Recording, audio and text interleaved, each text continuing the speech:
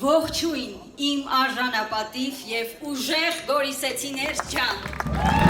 Պատմության ամենավճռական ժամանակահատվածում Սյունիքը շատ հստակ դիրքորոշում է ունեցել մեր լինել եւ չլինելու հարցում։ Եվ դա է պատճառը, որ Սյունիքին եւ պատվախնդիր Սյունեցուն ապավինել են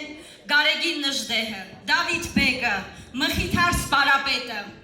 եւ հետեւաբար մենք բոլորս միասնական կերպով պետք է մերժենք, որպեսզի Բաքվից ասեն, թե ինչպիսի սահմանադրություն պետք է ունենա հայը։ Մենք պետք է մերժենք, որպեսզի Բաքվից ասեն, թե որ սարին մենք պիտի նայենք եւ որ սարին չպիտի նայենք։ Մենք պիտի մերժենք, որ Բաքվից մեզ չասեն,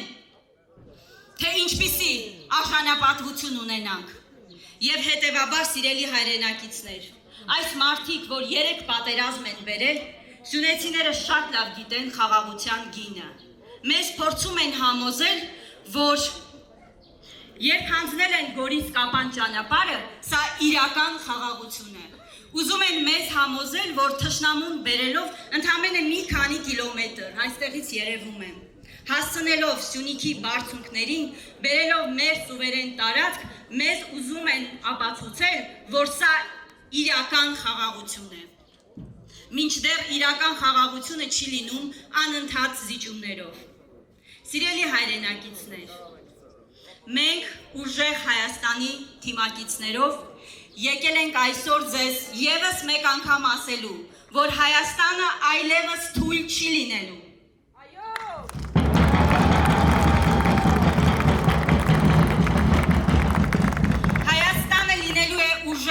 Հայաստանի Հանրապետության հաջորդ վարչապետ Սամվել Կարապետյանի առաջնորդությամբ։ Ում շնորհիվ մենք այլևս չենք լինելու պառակտված, մենք լինելու ենք միասնական եւ ունենալու ենք արժանապատիվ խաղաղությամբ ուժեղ Հայաստան։ Իմ աշխատանքային գործունեության ընթացքում հարյուրավոր քաղաքացիներ մշտապես դժգոհել են արժանապատիվ աշխատանք ունենալուց։ Որևէ մեկը կարիք չի ունեցել, որ ինչ-որ մեկը իրեն ինչ-որ հարցում օգնի, այլ աշխատանք ունենան, արժանապատիվ վաստակեն։ Ինչ է առաջարկում ուժեղ Հայաստանի ուժեղ առաջնորդ Սամվել Կարապետյանը, 300,000 նոր աշխատատեղ։ Հենց սրա մասին է 300,000 աշխատատեղի առաջարկը, որպեսզի մենք անհատապես շարունակենք աշխատել բոլոր գործարարների հետ։ Հայաստանում գործարարները պետք է ունենան լայն հնարավորություն հարկերից ազատման։ Յուրաքանչյուրի հետ անհատական աշխատանք պետք է տարվի, ստեղծելով հնարավորություն, որպեսզի ոչ թե հարկերով ճնշեն, բարդացնեն գործարարի կյանքը, այլ հնարավորություն ստեղծեն խոշոր ներդրումների։ Մեր համայնքում գերակա ուղղություն է նաև գյուղատնտեսությունը։ Սահմանապահ գյուղերում մարդիկ ազգային անվտանգության խնդիր են լուծում այնտեղ ապրելով։ Մենք պետք է բոլոր հնարավորությունները ստեղծենք, որպեսզի սահմանին ապրող գյուղացին ունենա կայուն եկամուտ։ Առաջարկում ենք մթերման կայաններ, որպեսզի որևէ մեկը չմտածի իր չարչարանքը, բարիքը վաճառելու մասին եւ տարվա սկզբին իր եկամուտն արդեն կարողանա պատկերացնել։ Ուշադրության կենտրոնում պետք է լինեն բոլորը, մանկավարժները, ովքեր պետք է ստանան բարձր աշխատավարձ, ժամկետային զինծառայողները, ովքեր պետք է վճարվեն պարտադիր։ Ուսուցիչների մասին խոսեցի նաև բժիշկները, որ պետք է արժանապատիվ աշխատանք եւ վաստակ ունենան։ Մեր հասարակության մեջ ամենամեծ աջակցության կարիքն ունեն նաև հոգատարության աջակցության մեր ավագ սերնդի ներկայացուցիչները, ովքեր վաստակած հանգստի են գնում, բայց ստիպված են լինում անցնել զրկանքների միջով, որովհետև ստանում են ոչ արժանապատիվ թոշակ։